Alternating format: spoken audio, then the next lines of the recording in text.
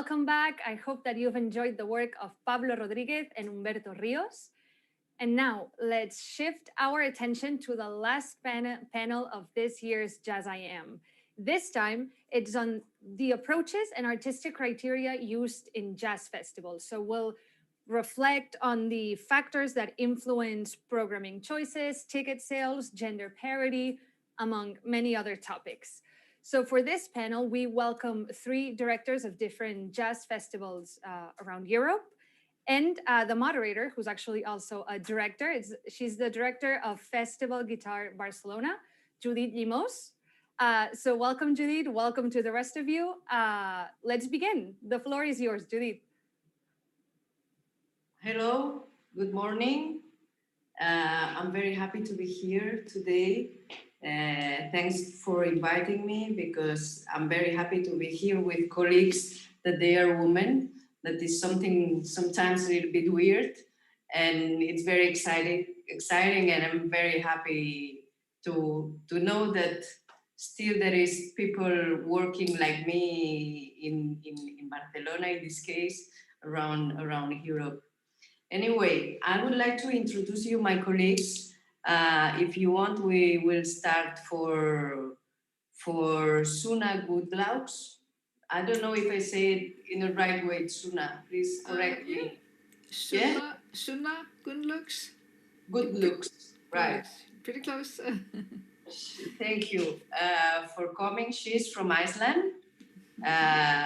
You tell me if I'm mistaken, okay? I will do a small summary of your CV. Okay. From 2015 till 2019, you were the co-directing of Reykjavik Jazz Festival, where the main focus is to support the jazz local scene. Mm-hmm. It's something really, really, really good and really great, I think. And encouraging the international collaborations and presenting high-quality artists from international scene too. Something else that I would love from your CV is something you did in 2017, that is that you founded the concert series. That's difficult for me, eh? Free Jazz. Free Jazz. It's a festival, a concert series, like I said, to make women in jazz more visible. This festival or this concert series was awarded with the Event of the Year by Iceland Music Awards. Mm-hmm. And you did 25 gigs in this concert series. In 2018, you founded Jazz Icelandum. Mm-hmm. It's a high-profile international artist performing in solo or duo settings, right? Yes, mostly. And you are super pianist. I saw that you have 11 albums nominated to several awards. Anyway, welcome and thanks for coming. Happy to meet you and nice to meet you. And now we are going to Martina Markowska. We are flying from Iceland to Poland. Martina, Hello. How are you? Thank you very much. Yeah, I'm great. Although it's much colder here, I believe. I'm in Warsaw at the moment. So I would like to say hello to everyone and thanks for invitation. Great. I think you are the younger one, eh? You're the kid of this panel. I don't know. I don't think so. No? Well, we talk later about it. Martina, since 2013, you have been the head of programming of the Institution of Culture of Katowice, City of Gardens, where you program the Katowice Jazz Festival and the World Music Festival Garden Sound, right? Yes, that's right. That's true. Although I'm not really now at the moment in my hometown, it's all fact. It's all true fact. Yes. Great. And you have been writing for many publications of music and arts in general. And you worked for the team of Womex in 2017 in Katowice, right? Yes, that was already Sorry, tell me. Yes, that was already 3 years ago, and it's hard to believe that the time went so fast. Yeah. So yes, basically, because my background is visual arts, in fact, but I'm working with music. That's great. And later, I would like to ask you something We talk later. Now we're going to Simona Maxim from Romania, right? Transylvania, more precisely. Right, Transylvania. Simona, welcome. You are the executive and artistic director from Sibiu Jazz Festival from 2002. It's a very old festival with more than 50 years of trajectory, unique in the country. And because of his quality, you are coordinating everything in the festival. You are the ambassador of this festival around the world. You are managing the financial resources. You are organizing everything from this festival, right? Right. At the moment, yes. Before this year, I was doing more of the management, but starting with this year, I'm also the artistic director. So I'm very, very much involved now in developing the creative and artistic part of the festival, because next year we will celebrate 50 years. Wow. Of Sibiu Jazz Festival. Yes, and it was scheduled actually for this year, but because of the pandemic, we postponed this anniversary edition. So for 2021, we are ready to open lots of bottles of champagne. This is something I would love to ask you, the three of you, how you are planning for the next year with the pandemic, with the COVID. Which kind of festival are you planning? If you want to start, Simone, for example, explain a little bit what you have in your mind.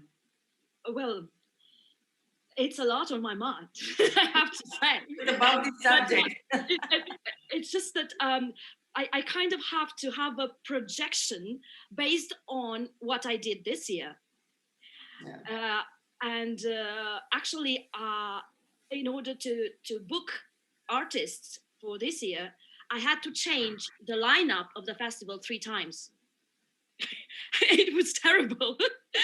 At some point, everybody around me, and actually in the business, they were saying, well, nobody does anything. Are you crazy? And I was like, I don't know. Let's see. I kind of stick with the festival until the very last moment. I changed the festival from May to end of August, and everything happened kind of last minute because of the continuous changing. We initially, and this I can generalize a little bit, because I know the people that are attending want to have a broader perspective on what's going on in jazz festivals in Romania generally. Generally, the lineup is for the festivals is mainly international. Yeah. With the jazz festival is considered an occasion to present more than you are used to. So that's why the lineup and the headliners come from outside Romania just to show off more. Your headliner from your festival, which artist was? For this year? Yeah, this year everything changed. Yeah, I can imagine, but at the beginning. Okay, and no more flights to Romania. And I did a second booking. And I said, well, we will bring artists from the countries nearby, like Hungary, Bulgaria, Serbia. And then the pandemic hit again, and they were like, had to come. They could come to Romania, but going back home, they had to stay 2 weeks in quarantine. And oh my gosh, they were like desperate. We still have the chance to sing and play back home, and to stay 2 weeks more in isolation. It's outside of the question. So what we did, said, okay, for the first time since the 70s, we said, well, we will have a jazz festival with a Romanian lineup, only Romanian bands. But in order to spice up a little bit everything, I challenged 2 Romanian, quite famous rock bands to play jazz rock projects. And they were like, we never did this in our life. And I said, well, are you up for it? and they were like, okay, we are staying home.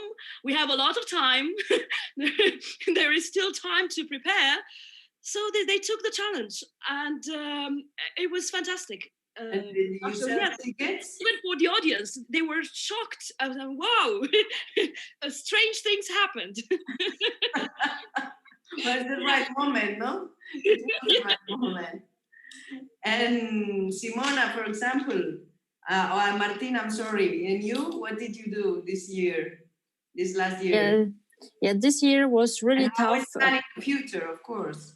Yeah, this year was really difficult because our festival is in April. So that was the worst time of Corona, when we couldn't even go to rehearsing space, where we couldn't even perform anywhere. So the only possibility at that time was to present artists in their own homes and only solo projects, because there was really like the hardcore season of coronavirus. So everything was really locked down, and we just it was too late for pandemic to to show up, I would say, because then we couldn't really do much more. And also with funding, it was not possible to extend it, to change it, and to do it in other time. So funny enough was that we always in March have this kind of before Jazz Art weekend, and it's first weekend or second weekend of March, and we had it. We managed to have it this year, so we had a full program for that weekend. But right after that, when, by the way, Los Aurora, the band from Catalonia, they left on the 8th of March. They played the last show, and after that, everything collapsed. Basically, I think that they went to Iceland the next day, and they played right also there. Yeah. So it was our last show. I think that in Iceland it was also maybe one of the very, very last. And then everything just basically went like shut down. So we were very unfortunate with that, I have to say. So that was really miserable. And of course, planning for the next year, it's also like Simona said, also we have to take under consideration this experience. And I'm thinking that the best way is just not to stick with these dates anymore, but just to be more flexible, to extend it a bit during the year, maybe to put the focus on summer, because I feel that maybe there will be more hope with summer season. So we decided not to concentrate a whole program on this period of time that we used to. Each of your countries, how many capacity is giving you in the theaters, for example? Because here in Barcelona or in Catalonia, we are having the 50% for now. In summer, we arrived to have 70% in auditoriums and theaters that less than 1,000 seats. And now we are in 50% because, of course, we are back. Everything is worse, no? For example, in your country, Martina, that you are Polish, right now we cannot even organize any shows because the numbers went so up at the end of October that then institutions were closed again from 7th of November. So until 27th of December, we cannot do that. We can do streaming, we can do rehearsals, so we can make some workshops up to 5 people. But unfortunately, we cannot have the audience. So that's until 27th of December. I hope that it will not be extended, to be honest, because we really need to have some activity. Everybody, of course, everybody's longing for that. But I think that next year will be quite different than what we used to know. I'm a bit concerned about international flights, especially about intercontinental flights. So that is quite hectic, and I don't think that it will be very easy, at least until summer. I still have some hopes. When I even check the flights right now, I see that many flights are cut. The itineraries are different. Instead of having like regular flights every day they used to be, and now it's just once a week. So it's getting, and then I see that the flights are coming back again for summer. I think that it's like tourism is the reason. So I think that we have to be very flexible and very open and very nervous next year. Yes. Yeah, thank you. How the vaccine is going to work. And you, Suna, what is your plans for next year? Yeah, we've had a similar lockdown as Poland, and we've just the venues have just opened this week, but we're allowed to have 50 people, so no big concerts, and it makes it difficult to plan ahead. But I think I'm trying to go ahead with planning concerts. But if we're not allowed to have audience, then we will be ready to stream. So I think that this whole pandemic has brought on different kind of thinking, and we have to be resourceful and creative in ways to keep the music going. But it will be difficult for me with international artists because of just as Martina said, flights are really unreliable at the moment. But Well, hoping for the best. the internationals that we postponed last year, for example, I don't know, to say one name, Joe Satriani or Pat Metheny, the tour is still on for 2021. But I don't know if I should believe it because it's going to be really, really very complicated. Let's start, if you want, to talk about what is this is actuality. I think it's important to talk about actuality, about how it's working everything and how it's going to be the future. But I would like to talk about the panel. What approaches, the artistical criteria are currently being adopted for the jazz festivals? For example, you, Suna, that you are here, you are working in several different festivals. Are you really close with pure jazz, or you think that the word jazz is very, very big and is very extended? Because I remember I was reading one magazine one day, and I was reading declarations of Toumani Diabaté. You remember the kora artist, the player, and he was saying jazz is a word just to found the CDs in the shop. This was maybe 15 or 20 years ago, no? But I don't know if he's right or not. What do you think? Yeah, I think it's and I like to believe that it's really a wide term and really welcoming. Like anything is allowed in jazz, and it should be as long as it's creative. To me, improvisation is really the core of the music. So even if it's not in the tradition, it's fine. And I think it's in the nature of jazz music to continue to develop and evolve. And if we want to bring the younger generations in, we have to also somehow approach them with what they're interested in. So I like to keep it varied, all kinds of stuff, the old stuff, the new stuff, the current stuff. Because I think that jazz sometimes it's a little bit scary word, no? Jazz. Yeah, some people think that they're like, oh yeah, I've heard jazz, and it's like, I mean, there's a lot of jazz that I do not like, and I think it goes for all genres of music. You can find classical music that you really love and classical music that you really don't like, and same for jazz. So, yeah, unfortunately, it may have some negative stigma to it or connotations, but yeah, it's good to keep it varied, and all kinds of music really in there. Okay, Simona. Yes, I totally agree with Suna. I think jazz is colorful, and so many colors make the joy of this music.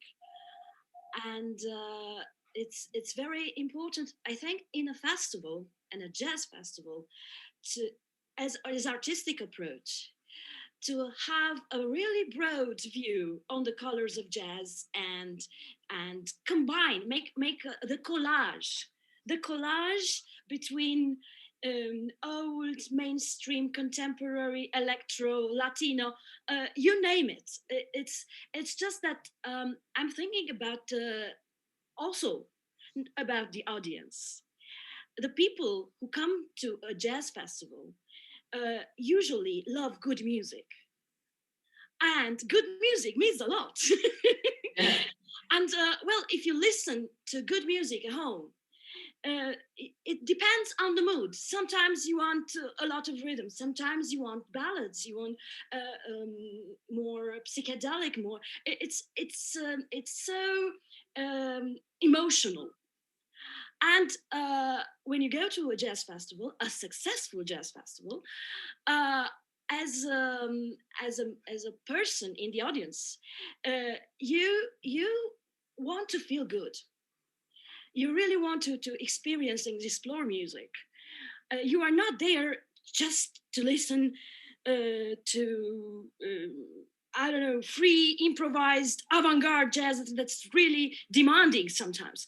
No, it just want to explore, and booking and artistic programmation, I think should be done having in view also, besides these aspects, also the venue. It's very important to present in a certain venue a certain type of music that brings people. Like if you have a concert in the Philharmonic Concert Hall, then you will search for more aesthetically and developed from musically point of speaking jazz projects.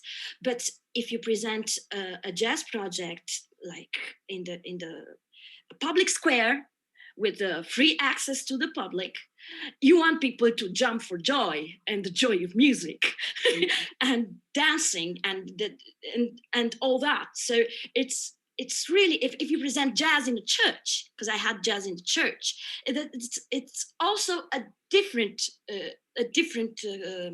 music. For example, Simona, what do you think about the Jazz Festival of New Orleans? That it's mixing that much different styles of music? Because at last, Alejandro Sanz, that it's a singer from Spain. I don't know if you know who is him, but he have been playing there maybe 6 or 7 years ago. And they are mixing a lot of different styles of music. What do you think about this? Do you think it should be pure or it should be more mixed? Well, that depends also on the how you grow your audience, how you educate people, how you attract people. It's mentalities also. We are talking about New Orleans. That New Orleans always has been like a melting pot of everything, beginning with the African voodoo, ending with Latino, and all everything there. It was always generating incredible music on the streets, in the bars, in the everywhere. But well, to make a parallel with what you were saying, I've been to Norway, to Kongsberg Jazz Festival, and Kongsberg Jazz Festival has kind of a similar approach. That Kongsberg is not New Orleans. It's not that craziness, but it was music everywhere. You had small concerts like jazz and poetry in some people's garden, and then you had huge with thousands of people concerts, like it was more like a pop music and crazy pop, and I was like, oh my gosh, what's going on? But they were saying, well, these concerts make possible Chicory and Didi Bridgewater in the concert hall on the other side, and they had like all these spaces where you had music, live music, even for people who were just there for drinking and eating. Just that was their pleasure. They were drinking and eating, and all the time the tables were full with food, and it was a small stage, and you had young bands playing. And in the evening, it was DJ, but still, music was there all the time. I mean, everywhere where you walked in Kongsberg during the jazz festival was music everywhere. I was like, oh my goodness, great. And it was raining at some point. It was, it's Norway, it's cold. But music was everywhere. So I really like the idea. And this is what I want to do in CBU. At the moment, it's everything depends on the budget and how you gradually develop, because this is huge problems with financing in Romania for jazz, generally speaking. Generally speaking, jazz is not among the favorites. So, but this is, I think, well, this is what a festival should be.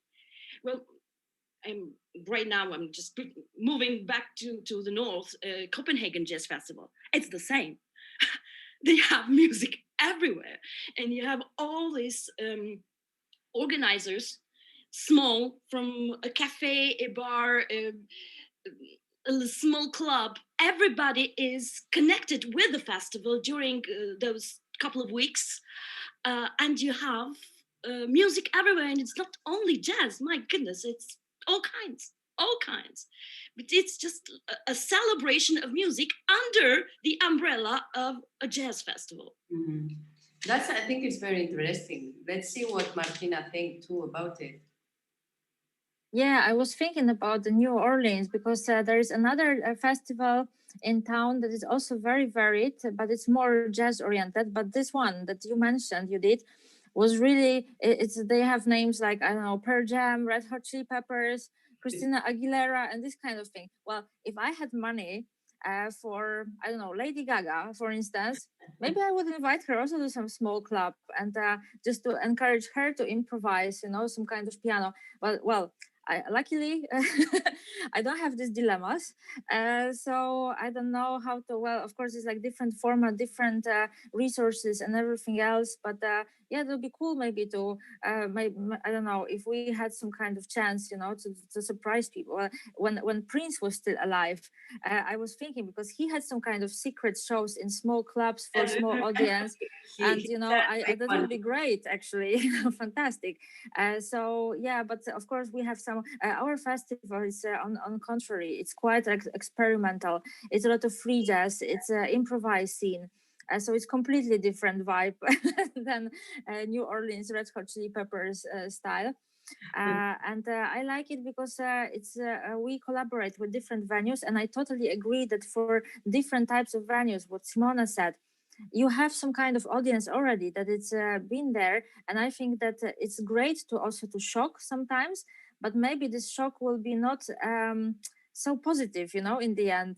So I'm also trying to balance, we're talking with our colleagues how to do that, and of course the element of surprise and some kind of adventure, it's always great, and I wish we could do more things like that. But yeah, in Philharmonic Hall, I don't believe that we'll be allowed to make some kind of super like hardcore free impro, you know, session. So yeah, it is true that different places. Yeah, well, but our festival is also from its structure very interdisciplinary. So we have different forms of arts. Then we have some combinations, but. Not going too far from this kind of improv free jazz alternative scene. So it always has to be connected with the music. It cannot be like just, for instance, like some kind of illustration, you know, for or some kind of pictures on the wall that they have nothing to do with the festival. Like for instance, last year we had Eric Friedlander, and in two projects, the cellist from New York, and we had exhibition of the pictures of his father, Lee Friedlander, very famous photographer, and his jazz portraits. So it has to be related. When we had Tim Byrne, saxophonist from New York, with his photographs. So yeah, it always has to be very compact within this edition, within the festival program. If we show the movies, for instance, or if we have some city installation.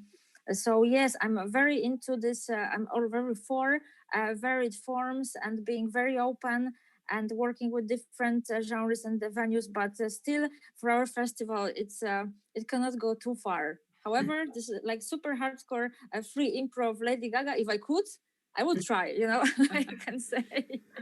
Okay, Thanks. Suna.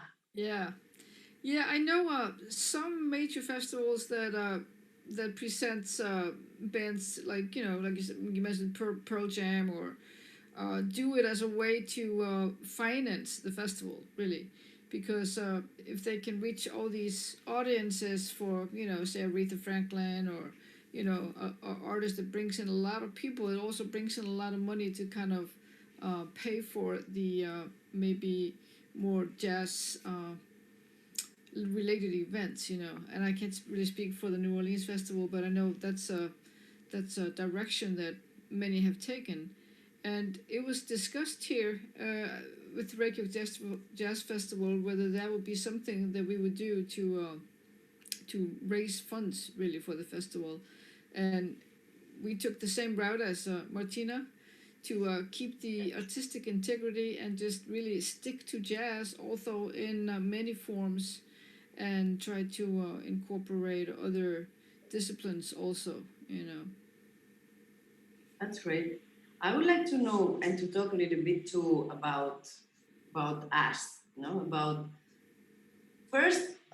us as a woman, about how we arrive to be directors, or especially artistical directors, because at last to deal with other stuff behind the scenes, we are used to see it.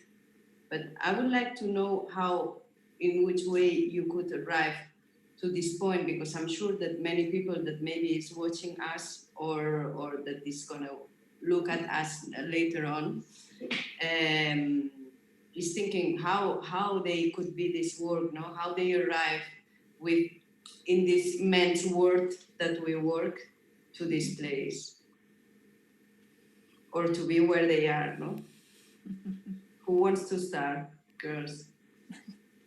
I can try. Yeah, because my story is quite simple. I think I became head of programming in the institution because jazz art is the part of the whole big institution in our city. And it's just one of the activities that we have. We have very many different forms of arts. We have visual arts, 5 galleries. We have big theater festivals, film festival, audiovisual rather. We have a big media lab section. So I'm a head of programming. So it means that I'm like involved in all of these projects somehow, but maybe not personally, but I'm like the advisor. Or I have to sign the invoices to be, you know, sometimes honest, you know, that must be somebody who is doing that. However, I was doing the jazz art as well as a coordinator, more like a manager. So I was involved in this sense. And then when artistic director of the whole institution as well, he was dealing the programs for many different activities. When he left, it was like automatically I became in charge. And I also thought that maybe I would need artistic director, but then it was already too late for doing that. So I had to organize the festival or program the festival very quickly. And then it started being like that we have I have 2 colleagues who are helping me with the program very closely. And then we are always discussing and building that. But also our festival is quite small, so we don't need like the whole board of directors who are doing that, because we don't have like 100 shows. We have maybe 14, 15, so it's also a bit easier. And in this way, it worked. And finally, there was some woman when we stepped in. There was a woman, first artist performer, who was a female at the festival because before that there were 3 editions that I wasn't involved, and then I came. The program was ready, and then since 2015, I started programming, and I'm happy that we have more and more female artists. Now we are in Key Change initiative. We were the first festival, and for quite some time the only festival from Poland. Not the only jazz festival, but like all the genres, you know. And we have like, it's a big country with many festivals, big cities, and still it was a problem. Now we have the second festival in the initiative. So I'm happy that we have these representatives as well. So my story is quite easy. I just took over, and I'm trying to do it but in the best way as possible. So yeah, thank you. Good. Simona. Well, I have it's a long story that I'll make it very short. Okay. I started in this business when I was very young, 21. For many years, I was the baby of Europe Jazz Network. I was the youngest, and there you have all these guys, especially all guys. because this was really, really, really funny. Um, this is like a parenthesis. We were talking. We had a session about developing audiences, and I really, really admired that sense of humor, but also the truthfulness in what our colleague from Tel Aviv Jazz Festival, Barak Weiss, was saying, and he was just stood up and he said, "Well, guys, look around. We are all 50 plus," and that was really in the audience at that. Work group, there was just 50 and plus and very a couple of young people around. Just look around, we are all old and we want young audiences. Man. That was really funny.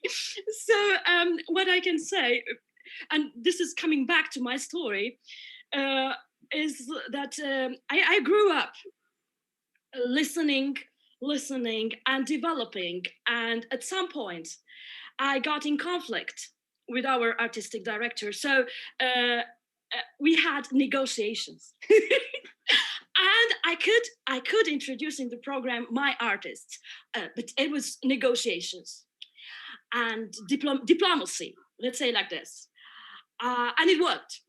It really worked, but difficult. And well, last December he passed away.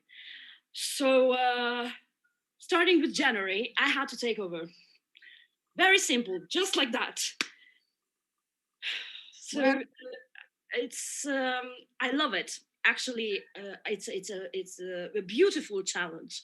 After doing all the management and managing finances and applications of all kind, now to do the artistic part, it's a real joy. It's a real joy. And how I got this, to jump to another idea, how I got this education in doing this. Well, it's they don't teach you in school. Not my school. I'm a political science major with a management in the event business, and definitely not. But I've been into music.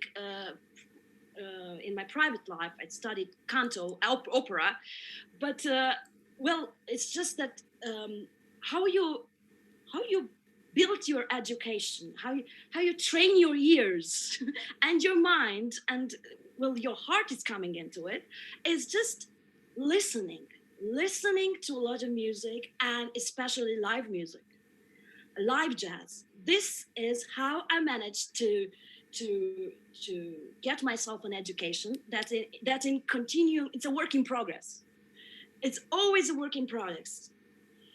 And well, I'm really happy with myself at this moment. Because it's just that it's wonderful when you get some confirmations, like I am with all these professionals. Many in this business are ex-musicians that decided not to play anymore, and now they are managers, but still they have a lot of music education, and we listen to the same concert, and when we get out of the concert, we have the same opinion. And well, I'm really I'm really happy because I managed to be on the level.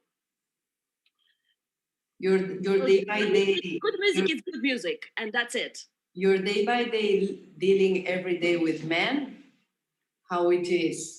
Yeah, they are not guys asking for your boss. Hey, pass me your boss. Who are you? Someone from production. No, pass me your boss. Well, that was before, but gradually in time, because I'm old in the business. Too much years going to manipulate. So, when I say my name, I don't say Simona Maxim. I say Simona Sibiu Jazz. So everybody knows me.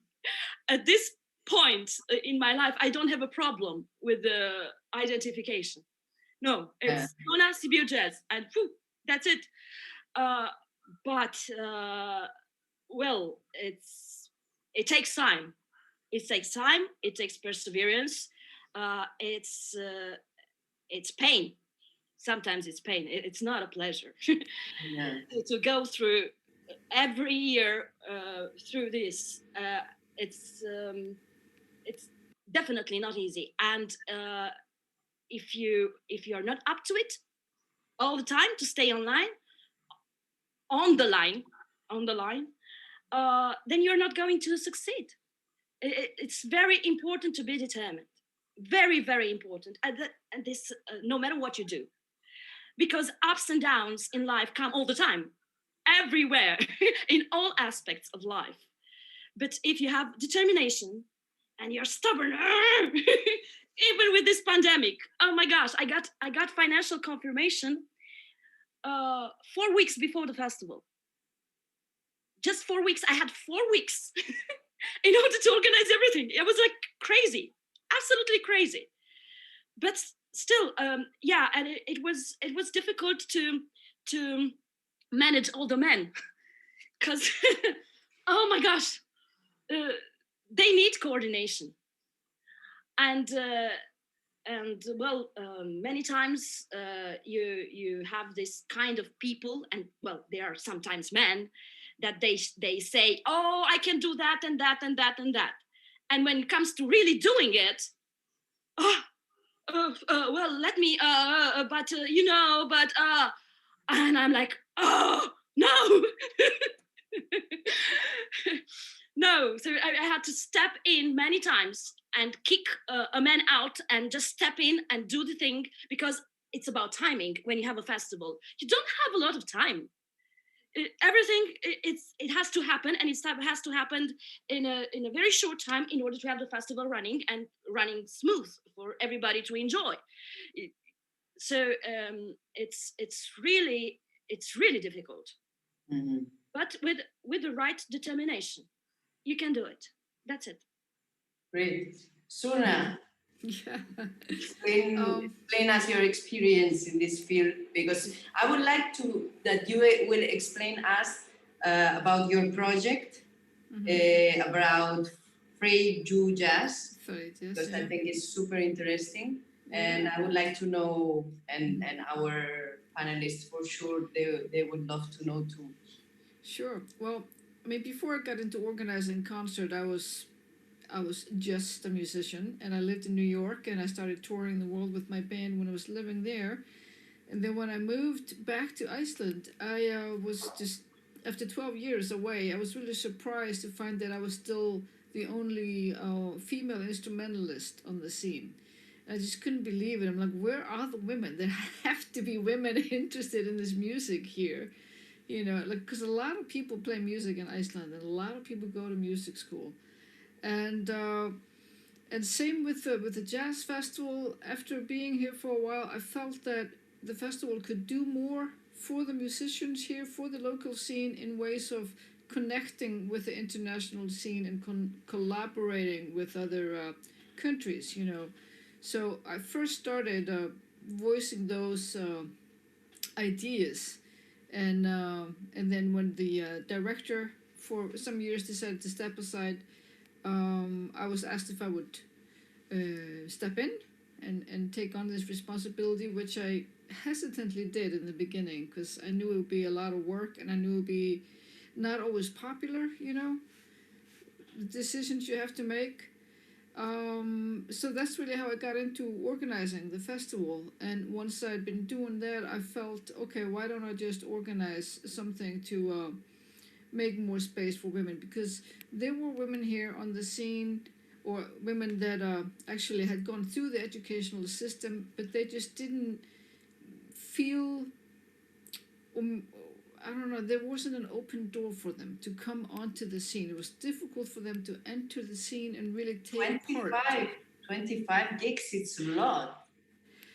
If Yeah. I wanted to do it here in Barcelona, I will be in trouble, because I was like thinking, 25 gigs in one concert series, just women in just jazz. I was like, wow. Well, it's not only women performing. There has to be one woman at least on every event. So it's also to encourage the collaboration between genders, you know.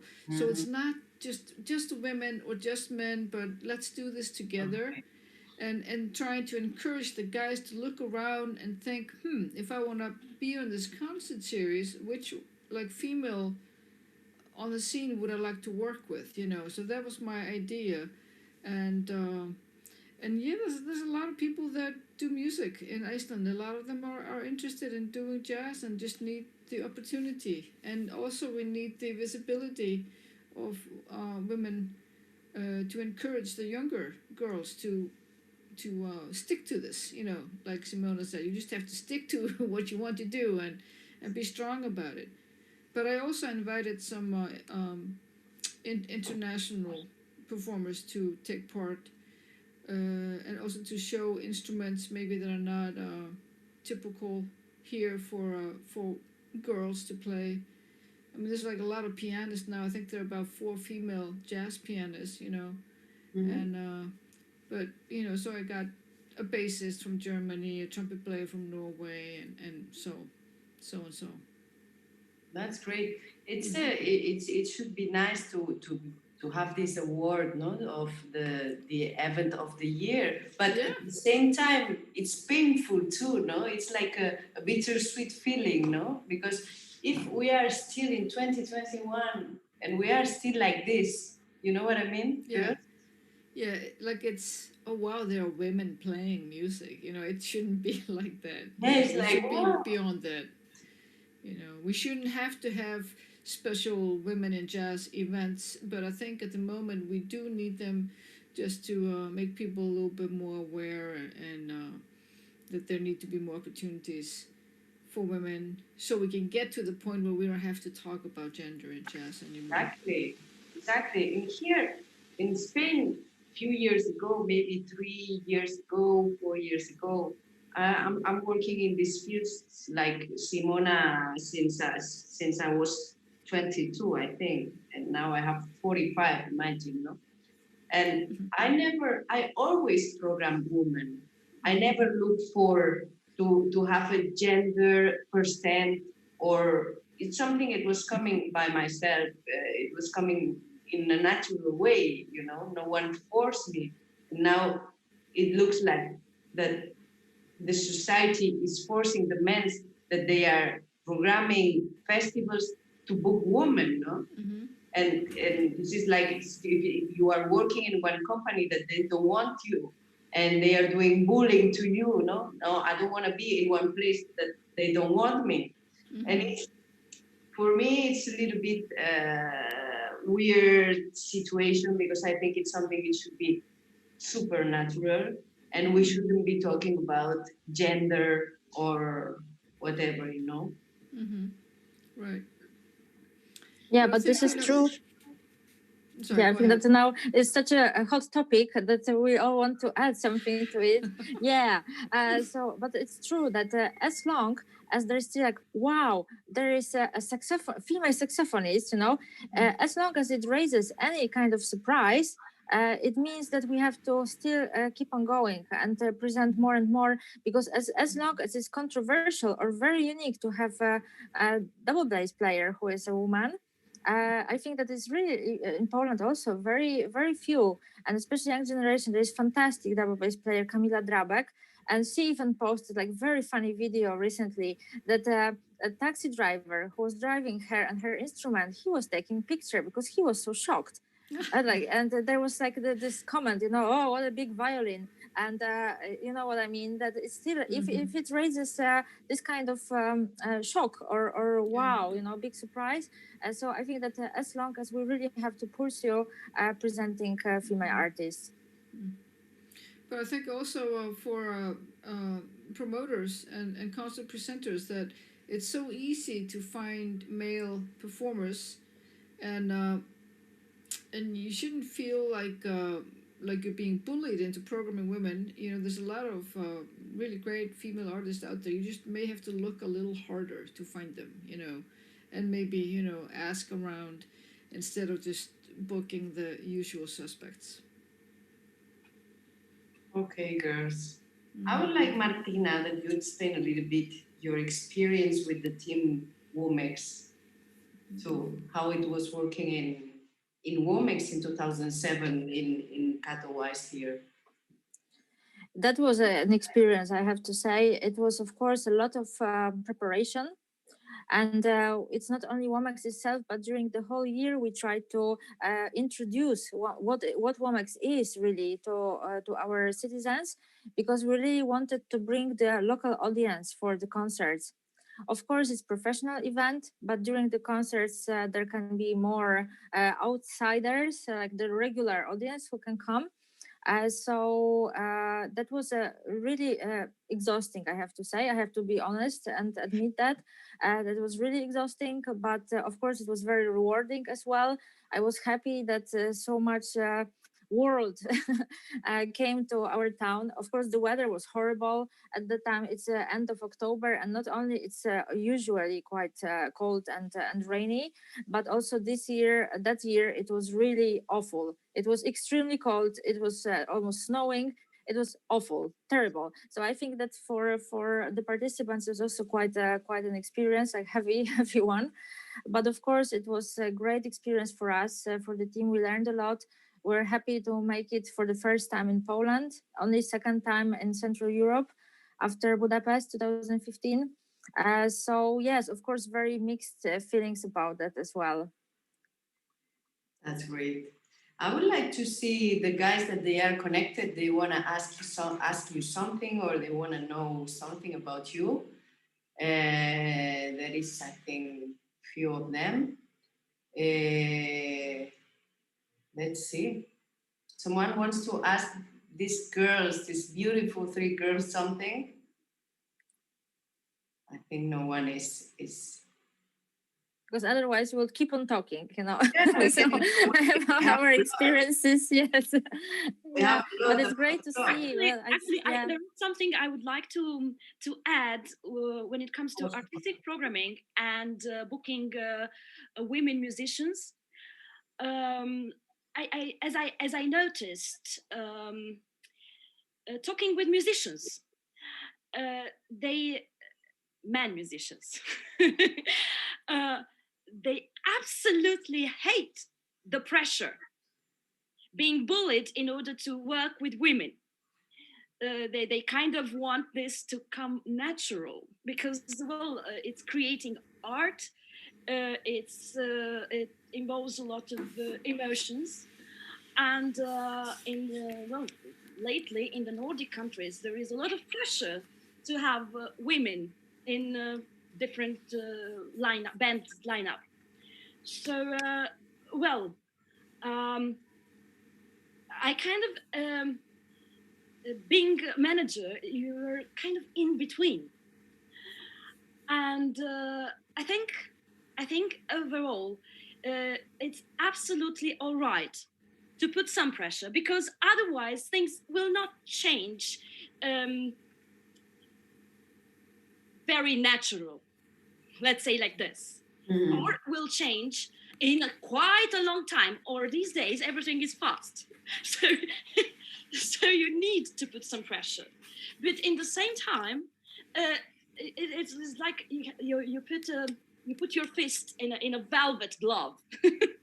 I like to talk a little bit metaphor, but well, you like it. But what I also and this is what I insist, because it's from my personal experience. I also want to challenge women musicians, and I'll give you just one example. It's Ilian Canizares. When we decided to invite her to Sibiu Jazz Festival 3 years ago, definitely it was a very precise email from our artistic department. We don't want you to sing. So it's always women have to sing. And yes, this is like a general rule. Oh, did you have women musicians in the festival? Yes, they were the vocalists. So for Ilian, when she got the contract, she was like, no singing, if possible, or just 1 or 2 songs. The rest, we want to hear the violin. You are beautiful, you are amazing on stage, and playing the violin just makes an impact. And it did. The audience was ecstatic.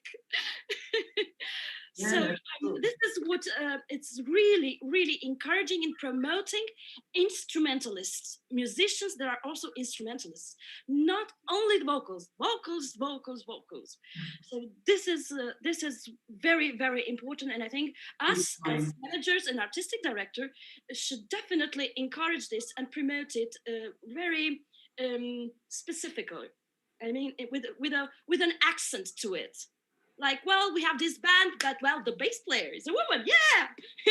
Or this, and just work a little bit around this with promotion, because music is good. The music is really fantastic with what they produce. It doesn't have to, it's the gender of music. Girls, we have still 4 or 5 minutes. We have a question from Luis Ponte from Argentina. How do you think manage in the future to program jazz groups from countries so far away from your festivals, considering the cost of the flights in the future? Maybe a mix with streams?